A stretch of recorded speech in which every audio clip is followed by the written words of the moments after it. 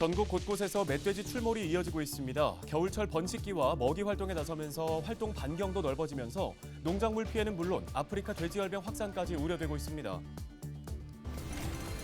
주로 대구나 문경에서 생산되던 사과 재배 지역이 점차 북상하고 있습니다. 우리나라 최북단인 철원에서도 사과가 특산품이 되고 있는데요. 기후변화 위기로 인해서 사과 재배지가 북상하고 있습니다. 강원특별자치도 감사위원회가 30일 강원연구원을 대상으로 감사에 들어갔습니다. 이번 감사는 연구비 부적절 사용 등에 대한 의혹이 제기돼 예산 사용 전반을 살필 계획입니다.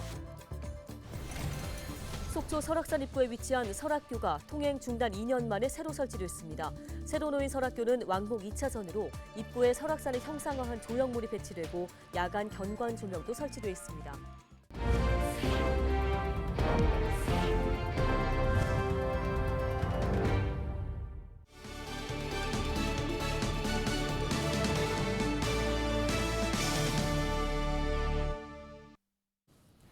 시청자 여러분 안녕하십니까? 헬로티비 뉴스입니다.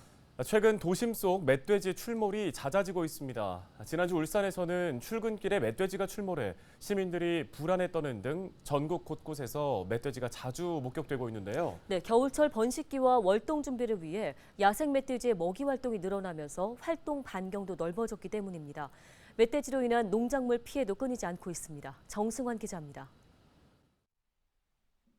어두운 밤 날카로운 총성이 울려 퍼집니다. 신고를 받고 출동한 엽사들이 야생 멧돼지를 포획하고 있는 겁니다. 현재 시각은 새벽 0시 49분, 자정을 조금 넘긴 시각입니다. 날이 어두워져서 바로 옆에도 잘 보이지 않는 상황인데요.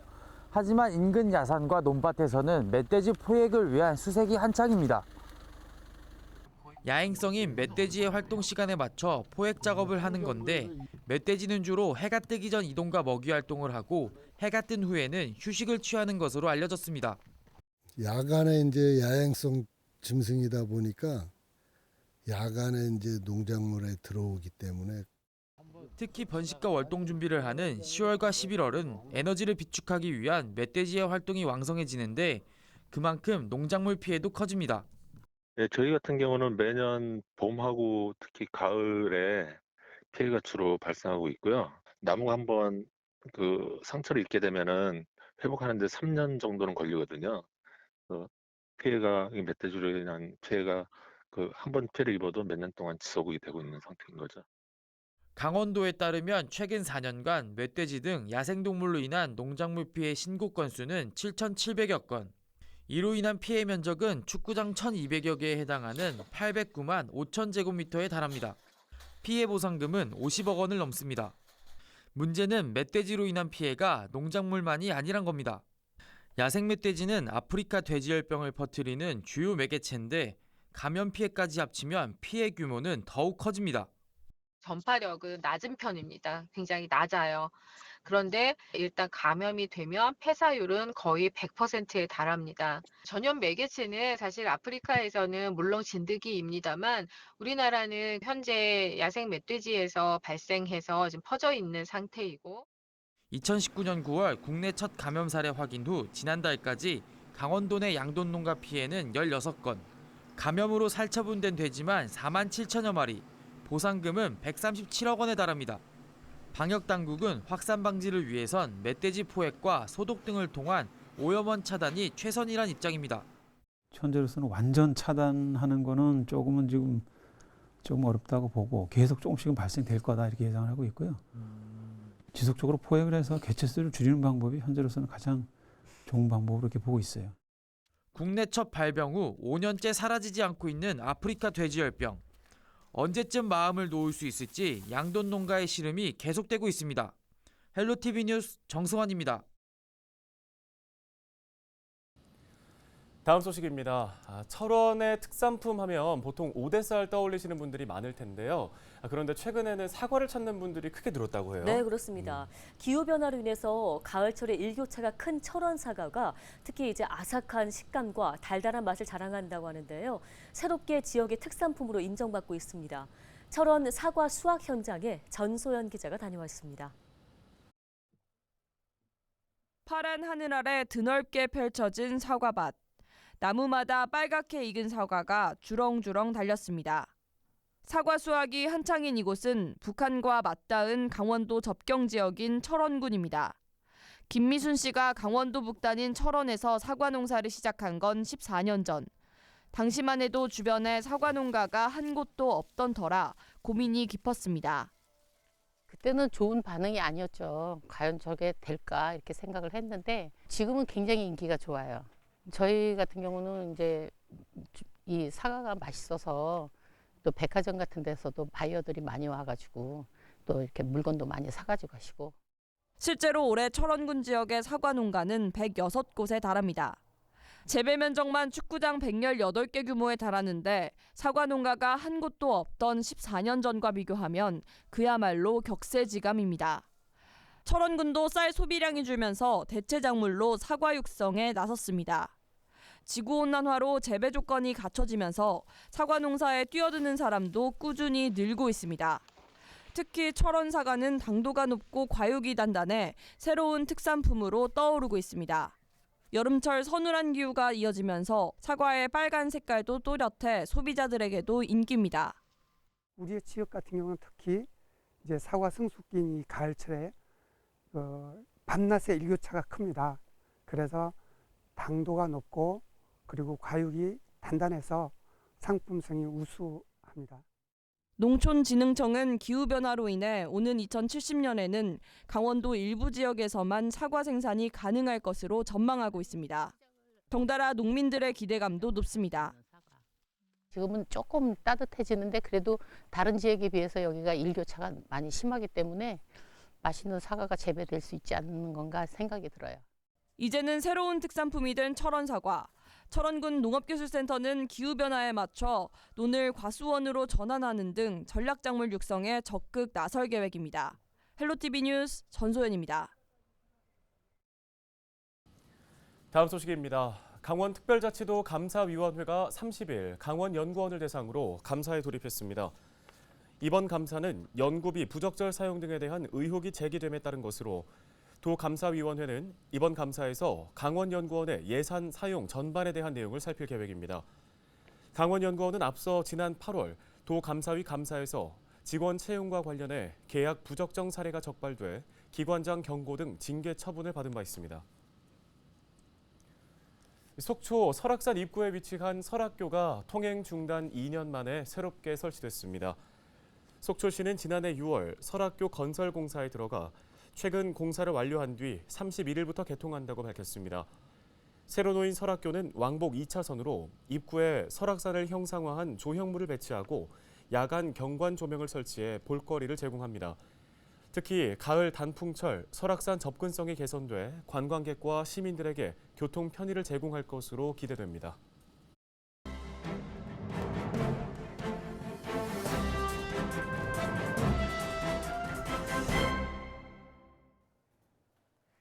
강원일보 30일자 기사입니다. 강원 지역에 내린 기습 우박으로 가을 거지를 앞둔 농가들의 피해가 속출하고 있습니다. 지난 6월에도 도 곳곳에 내린 우박으로 농경지 피해가 있었는데 약 4달 만에 또다시 우박이 쏟아져 내린 겁니다. 자세한 내용 보시죠. 지난 26일 오후 4시쯤 원주, 영월, 춘천, 홍천 등에 지름 1cm 내외의 우박이 1시간여 동안 떨어졌습니다. 영월의 한 농가는 배춧잎이 전부 찢어지고 사과도 모두 멍들어 팔 수 있는 게 없다고 호소하고 있고 원주의 한 축사도 축사 지붕 곳곳이 4달 만에 또 구멍이 뚫렸다며 대책 마련을 요청하고 있습니다. 이에 농정당국은 도내 각 시군별 피해 현황 조사를 마치는 대로 피해 면적에 따라 복구, 지원 방안을 수립할 계획이라고 밝혔습니다. 강원도민일보 30일자 기사입니다. 올여름 휴가철 여행객들이 직접 가보고 평가한 여행 만족도가 높은 지역에서 영월이 2위를 차지했습니다. 또 강원특별자치도 지역이 상위 10곳 중 6곳을 차지했다는 소식입니다. 자세한 내용 보시죠.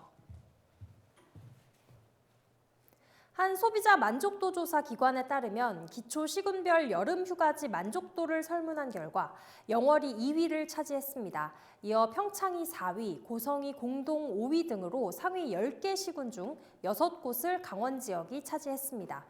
영월은 볼거리, 쉴거리, 안전, 치안 항목에 있어서 좋은 평가를 받아 지난해 7위에서 5계단 상승했습니다. 원주도 지난해 대비 20계단 상승했고 태백은 15계단 오르는 등 도내 지역 대부분이 1년 사이 크게 순위를 올렸습니다. 조사기관 관계자는 수도권에서 가깝고 상대적으로 작은 비용과 예산으로 다녀올 수 있는 강원 지역 등으로 여행 선호도가 이동하고 있다며 물가, 안전 등 여행 환경 평가가 높은 지역이 최상위권으로 도약했다고 분석했습니다. 지금까지 신문 브리핑이었습니다.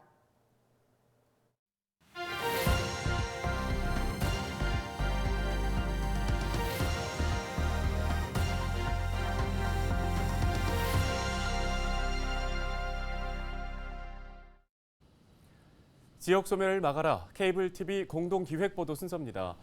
대통령 직속 충북지방시대위원회가 출범 한 달을 맞았습니다. 현재 막바지 조례 제정과 계획 수립 절차가 진행 중인데요. 네, 어느 지역이나 균등한 기회를 누리는 지방시대를 열 수 있을까요? HCN 유소라 기자가 취재했습니다.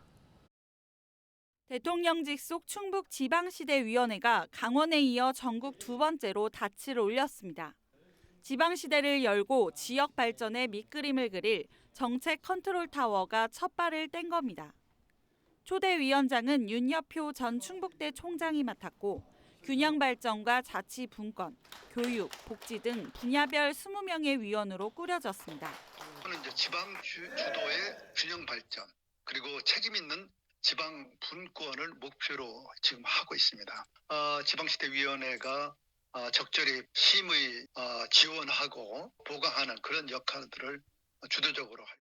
충북도의회는 지방시대위원회 운영을 위한 조례 입법 예고를 마친 상태입니다. 위원회는 지방시대 계획을 수립하고 지역산업 육성 전략을 마련하는 한편 균형 발전과 자치분권 과제들을 수행해 나갈 계획입니다. 충북 지방시대 5개년 계획안에 윤곽도 나왔습니다. 지방시대의 핵심 과제인 기회발전특구 지정뿐만 아니라 충청권 메가시티 구축과 지역 전략산업 육성, 인재 양성, 광역교통망 구축 등 지역 성장 동력을 견인할 중장기 과제가 담겼습니다. 충청북도는 중부내륙발전특별법 연내 통과, 청주국제공항 민간 전용 활주로 신설, 그리고 지방시대 핵심 과제인 기회발전특구 지정 등 현안과 자치조직권 강화, 지방재정 자율성 제고를 포함한 중앙권한 지방 이양을 위해 노력하고 있습니다.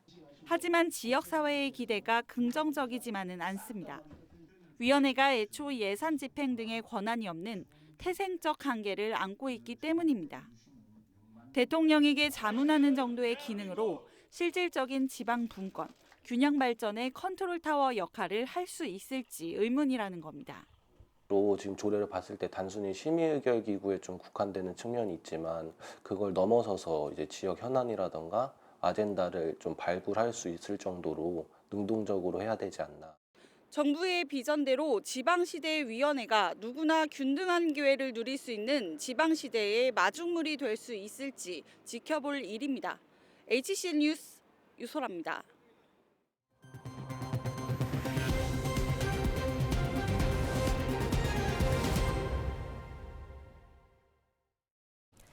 강원특별자치도 체납징수단이 고액 체납자의 가택 수색을 실시했습니다.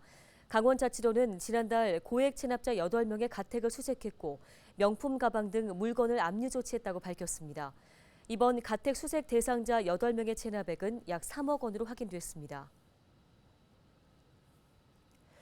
2024년 강원특별자치도 예산안 사전설명회가 30일 춘천 KTNG 상상마당에서 열렸습니다. 설명회에서 강원자치도의회 예산결산특별위원회는 강원자치도와 도교육청으로부터 2024년도 재정 여건, 예산 편성 방향에 대한 설명을 듣고 질의 시간을 가졌습니다. 내년도 예산안 종합심사는 12월 4일부터 7일 동안 진행될 예정입니다. 춘천시 시내버스 부분 개편안이 다음 달 1일부터 시행됩니다. 이번 개편은 병원을 오가기가 불편한 원거리 읍면 주민과 고등학생 통학길 개선을 위한 것으로 대학병원 노선 6개와 학교 전용 통합 급행버스 12개의 노선이 운영됩니다. 이 밖에도 한숲 등 신규 아파트 단지 조성에 따라 일부 노선의 운행 구간과 횟수도 늘어납니다.